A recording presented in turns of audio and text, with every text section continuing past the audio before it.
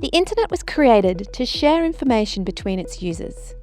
It was an age of static web pages, retrieved from servers. There was little interactivity, and for most users, a read-only system.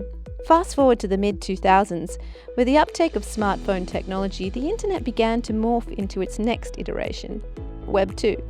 It became a read-write rather than a read-only system, one that by and large still governs our user experience today, driven largely by user-created content that we share through social media platforms. The downside is that it's run by large centralized organizations that host and control our data. While we often share and create content, we don't own it. But we are in the process of transitioning to the next phase, and while the concept of Web3 is still evolving, in an ideal Web3 model, not only do we participate in creation, but the data we share belongs to us. Read, write, own, if you will, largely supported by the existence of blockchain technology. That is, data that is stored on-chain. In very basic terms, you can think of the blockchain like an Excel spreadsheet that everyone can look at. Entries, which are added to this ledger only by agreement or consensus, are unalterable.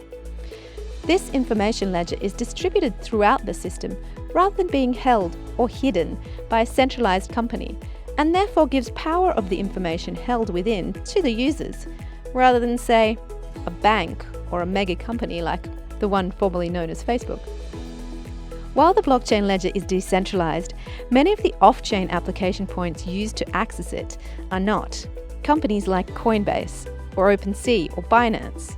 Off-chain data is any non-transactional data that is too large to be stored efficiently inside the blockchain or requires the ability to be changed or deleted. Actions that execute or compute the code and the applications that use the info in the blockchain ledger need to be hosted outside of the ledger itself or off-chain. Applications that are built to work with the blockchain are called decentralized applications, or dApps.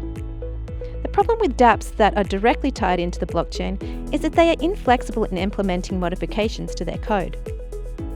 So how does Fluence fit into all this?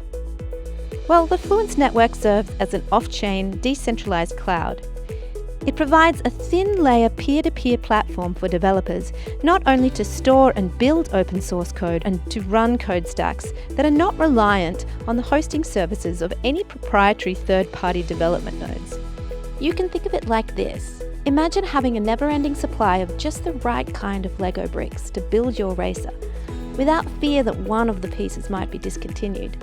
You can have a network of friends you share your blocks with, or literally billions of peers that have that exact piece in their toy box and are happy to share it with you whenever you need, rather than constantly having to rebuild with separate components. Fluence stacks build foundations that anyone can use to build their races or spaceships or castles, and the possibilities are, well, endless.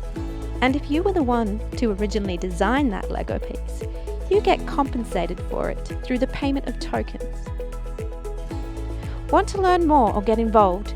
Check out the links in the description and be part of the future of an open, accessible, decentralized internet.